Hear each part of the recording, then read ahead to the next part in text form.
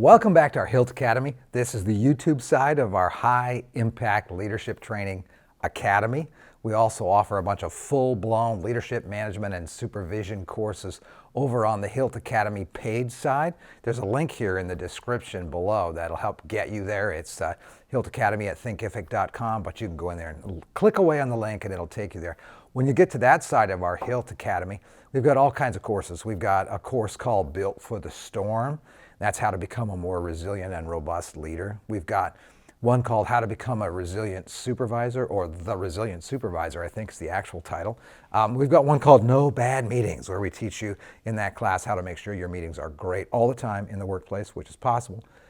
We've got one that shows you how to create a strategic plan that you're going to actually use, and it takes like 3 days to do that strategic plan, and it doesn't cost very much money if you do it yourself or if you have one of us do it.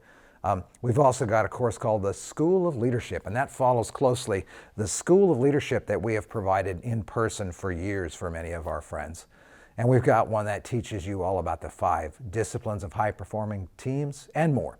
We're adding courses all the time, so head over there and check it out. You may find something valuable.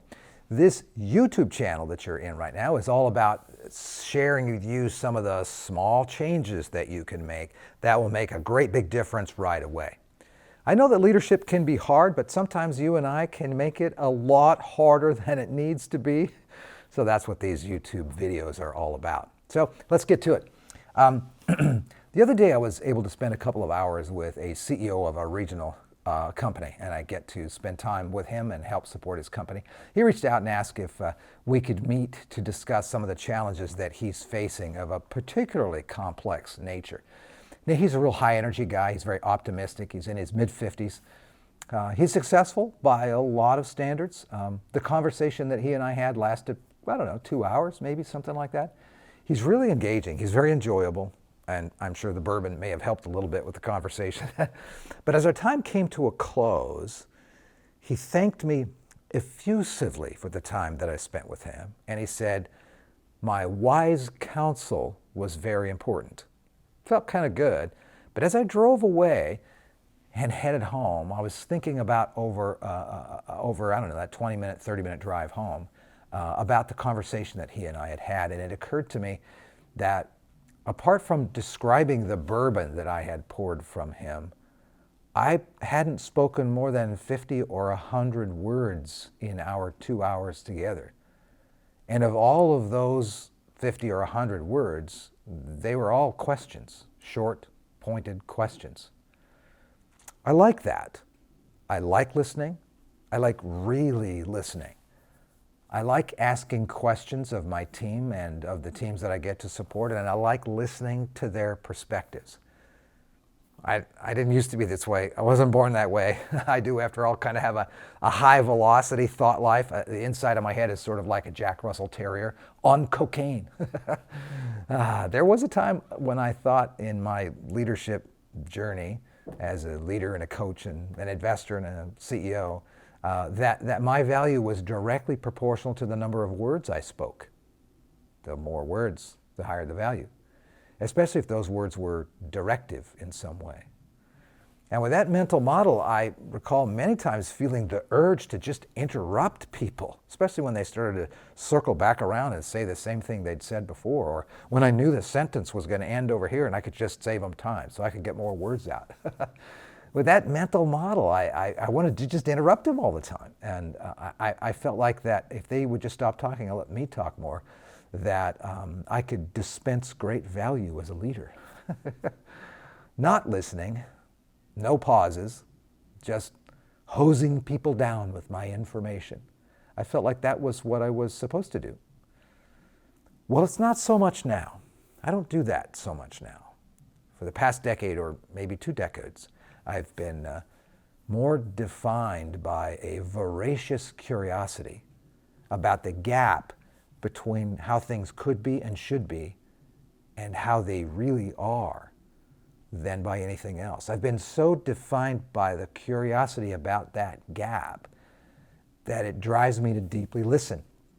Maybe that describes you too.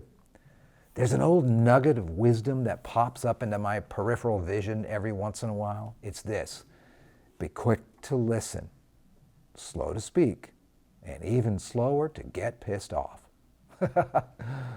Well, I've learned to be quick to listen. Now, I'm not an Olympic athlete at that yet by any means, because I still have that same Jack Russell brain inside of my head, but I'm getting better at it.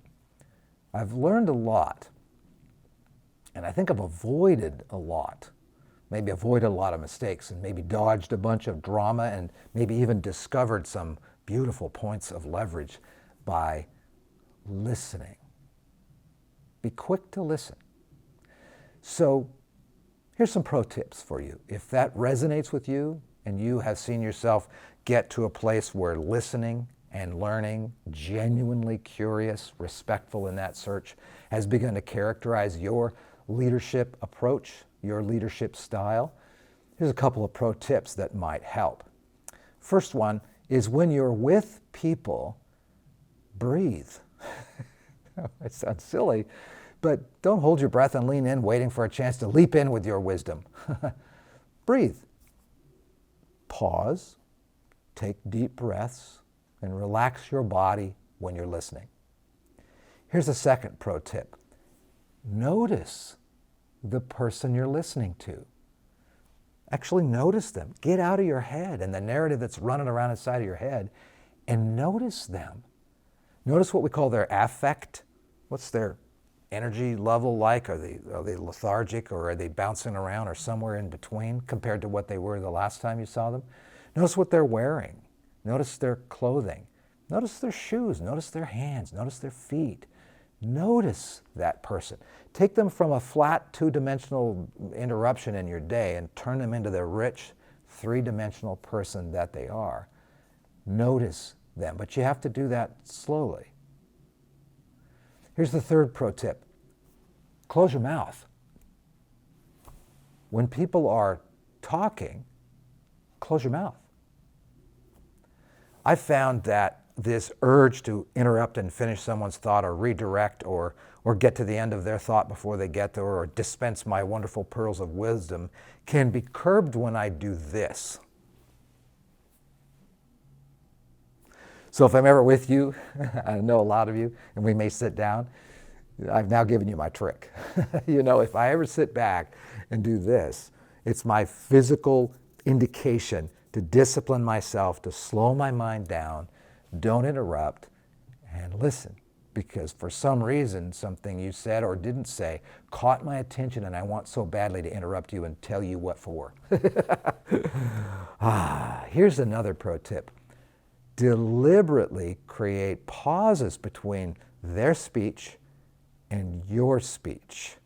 Not long, weird, awkward pauses, but maybe pauses that are about 3 seconds long.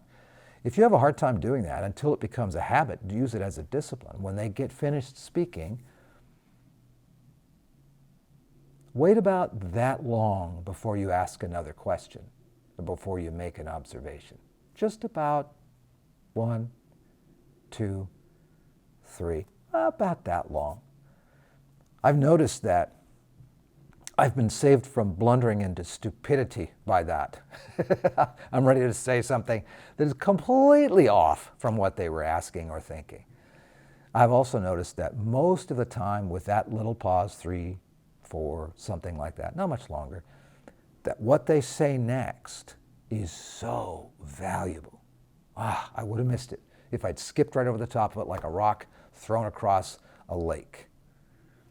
Here's another pro tip. Ask questions.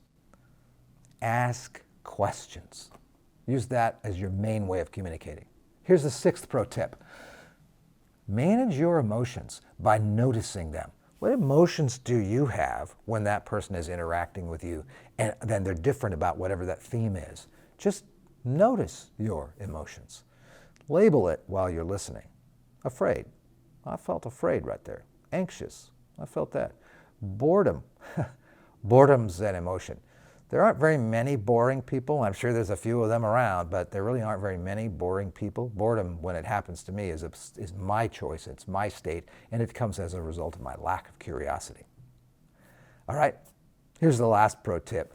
Actually kind of pay attention to the number of words that you speak. Of course, you're not going to have a little clicker, but pay attention to the number of words that you speak. Because as a leader and a manager and a supervisor, someone who together is trying to influence other people so they do great things, your greatest value and your most important discipline is listening. There you go. Be quick to hear, slow to speak. What a surprise. You'll also end up being slow to get angry. Hey, thanks. Thanks for joining me. I wish you were here. I would have had a lot to listen to. Time to get back to work. Here's to you.